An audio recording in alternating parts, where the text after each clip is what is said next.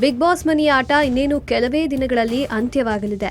ಈ ವಾರಾಂತ್ಯ ಸುದೀಪ್ ಬಿಗ್ ಮನೆ ಎಂಟ್ರಿ ಕೊಟ್ಟಿದ್ದಾರೆ. ಸ್ಪರ್ಧಿಗಳಿಗೆ ಖಡಕ್ ಕ್ಲಾಸ್ ಕೂಡ ತೆಗೆದುಕೊಂಡಿದ್ದಾರೆ. ವಿನಯ್ ಉತ್ತರಕ್ಕೆ ಇದೀಗ ಸುದೀಪ್ ಬೇಸರ ಹೊರಹಾಕಿದ್ದಾರೆ. ನಿಮಗೆ ಮತ್ತೆ ಎರಡನೇ ಚಾನ್ಸ್ ಕೊಡೋದೇ ಇಲ್ಲ ಎಂದು ಕಡ್ಡಿ ಮುರಿದಂತೆ ವಿನಯ್ಗೆ ಸುದೀಪ್ ತಿರುಗೇಟು ನೀಡಿದ್ದಾರೆ.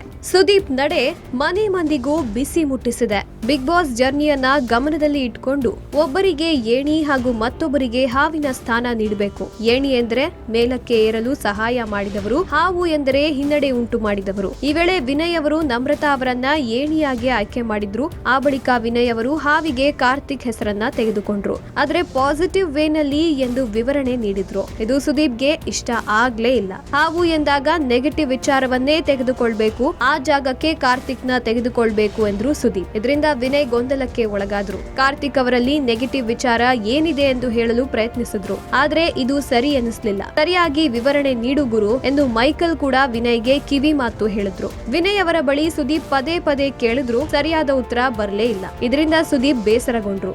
ಆ ಬಳಿಕ ಸೀಟ್ಗೆ ಮರಳಿ ಬಂದು ಸ್ವಲ್ಪ ಹೊತ್ತು ಕುಳಿತರು. ನಂತರ ಮತ್ತೆ ವಿವರಣೆ ಕೊಡಲು ಅವಕಾಶ ಕೇಳಿದ್ರು. ಆದ್ರೆ ಸುದೀಪ್ ಇದಕ್ಕೆ ಅವಕಾಶ ನೀಡಲೇ ಇಲ್ಲ. ನಿಮಗೆ ಎರಡನೇ ಚಾನ್ಸ್ ನೀಡಲ್ಲ ಎಂದು ಸುದೀಪ್ ಹೇಳಿದ್ರು. ಇದರಿಂದ ವಿನಯ್ಗೆ ಮುಖಭಂಗ ಆಗಿದೆ. Digital desk, public music.